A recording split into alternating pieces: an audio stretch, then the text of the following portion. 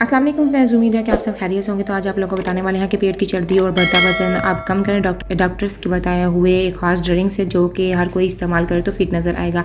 मौजूदा दौर में तेज़ रफ्तार भागती हुई ज़िंदगी में बहुत से लाइफस्टाइल्स बहुत से मुख्तलिफ हो चुके हैं। इस लाइफस्टाइल्स में हमारे पास वक्त नहीं है कि हम एक्सरसाइज वगैरह कर सके, चहलकदमी कर सके या अपने खाने पीने की आदत को मुतवातर बना सकें। ऐसे में अगर हम दूसरी तरफ नज़रें दौड़ाएं तो ज़्यादातर मर्द व ख़वातीन ऐसे नज़र आते हैं जिनके पेट निकले हुए होते हैं, वज़न बढ़े हुए होते हैं। इसमें उम्र की कोई कैद नहीं है, इनमें नौजवान भी शामिल हैं और बुजुर्ग भी शामिल हैं। अगर आप अपना लाइफस्टाइल बेहतर नहीं बना सकते तो ऐसा करें कि हम बगैर किसी मेहनत के अपने आप को स्मार्ट्स भी बना लें और देखने में भी खूबसूरत लगें।